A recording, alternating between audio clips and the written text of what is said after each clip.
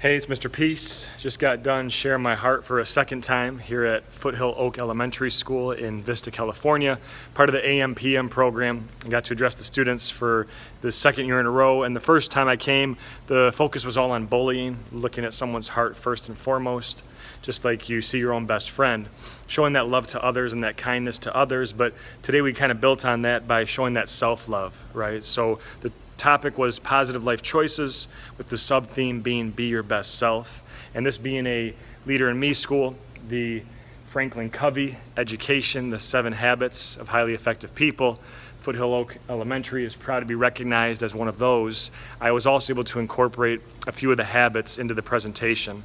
So one being think win-win, that we aren't always just thinking about what we want, but what others want too, right? Putting ourselves kind of in their shoes and really thinking like what could be the best outcome to help everybody involved.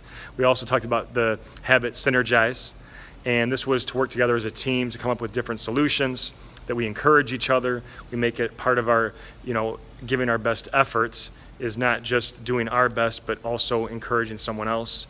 And then finally, the other habit, sharpen the saw, where we're continuously looking for ways to better ourselves, to better who we are for this planet, for this world, for our community, for our school. And the kids really got that. They really bought into that, right? They understood that there's going to be things that we're going to face that are going to be difficult, going to be challenging, but we don't have to give up. The opposite of success is not failure, it's quitting, right? It's giving up. So we never give up. We know that if we make a mistake, we're not a mistake. If we fail, we're not a failure. And like the shirt that I always wear for these talks says, keep your head up. It's upside down on purpose. So when you look down or feel down, it's a reminder to continue to think positive, right? To keep those habits in mind, to keep buying into the fact that we're all true miracles. I talked about this again in every presentation I do. I always say this and try to reinforce that we are true, beautiful miracles. The lines on our hand, M for miracle, upside down, W for worthy, that we're worthy of love to give it and receive it. And we have to buy into this, right? That we have to have this self-love, have to understand that we have self-worth, that we have value. And the more that we believe that we are a miracle, then we can go out and now be the light to someone else's heart that maybe can't see that in themselves, right? And so the focus today, we talked about the need to think positive, the need to get past any negative thoughts that we have about ourselves, that our brain and our heart are going to buy into and remember whatever we tell it.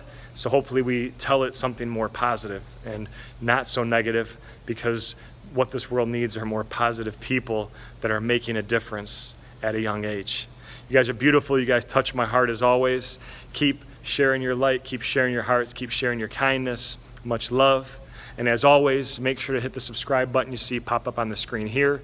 Make sure to check out the website link, mrpeace.org, along with the amazing playlist of clips tracking my journey all across this country as we continue to heal America's hearts, one school at a time.